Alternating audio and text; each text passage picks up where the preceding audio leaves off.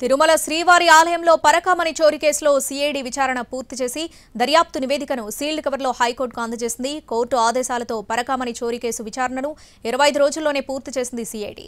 ఇద్దరు టీటీడీ మాజీ చైర్మన్లు, మాజీ ఈవోను ప్రశ్నించింది. నిందితుడు రవికుమార్ ఆస్తులపై ఏసీబీ నివేదిక సమర్పించింది. తదుపరి విచారణ శుక్రవారానికి వాయిదా పడింది.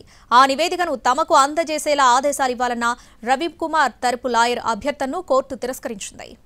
తిరుమల శ్రీవారి ఆలయంలో పరకామణి చోరీ కేసులో సిఐడి విచారణ పూర్తి చేసి దర్యాప్తు నివేదికను సీల్డ్ కవర్లో హైకోర్టుకు అందజేసింది. కోర్టు ఆదేశాలతో పరకామణి చోరీ కేసు విచారణను 25 రోజుల్లోనే పూర్తి చేసింది సిఐడి. ఇద్దరు టీటీడీ మాజీ చైర్మన్లు, మాజీ ఈవోను ప్రశ్నించింది.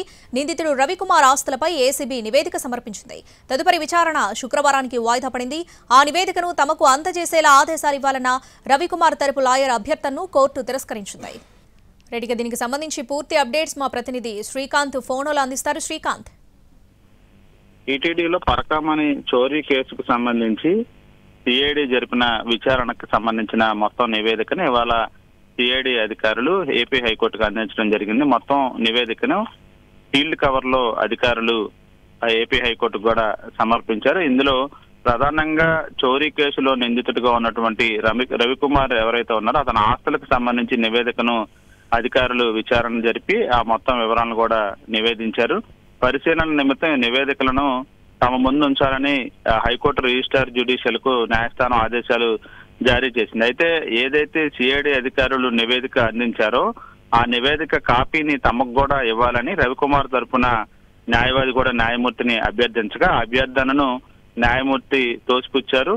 తదుపరి విచారణను వచ్చే శుక్రవారానికి వాయిదా వేశారు. ఈ కేసుకు సంబంధించి కూడా గతంలో సివిఎస్ఓగా పనిచేసిన సతీష్ కుమార్ అనుమానాస్పద స్థితిలో మృతి చెందడంతో ఇతర ఎవరైతే సాక్షులు ఉన్నారో వాళ్ళకి అదే విధంగా ఫిర్యాదు చేసినటువంటి పిటిషన్ దాఖలు చేసిన శ్రీనివాస్ అనే వ్యక్తికి కూడా గతంలోనే బందోబస్తు అంటే ప్రొటెక్షన్ కలిగించాలని కూడా ఏర్పాటు చేయాలని కూడా న్యాయస్థానం ఆదేశాలు జారీ చేసింది. సిఐడి ఏడీజీ రవిశంకర్ అయ్యన్నారు కూడా అటు టీటీడీ మాజీ చైర్మన్లతో పాటు మాజీ ఈవోలను కూడా అదే విధంగా టీటీడీ అధికారులను కూడా పూర్తి స్థాయిలో 25 రోజుల పాటు విచారణ జరిపారు. ఈ విచారణ సారాంశానికి సంబంధించిన మొత్తం నివేదిక రూపంలో ఇవాళ హైకోర్టుకి సీల్డ్ కవర్లో అయితే అందజేయడం అయితే జరిగింది. Right Srikanth, thanks for the updates.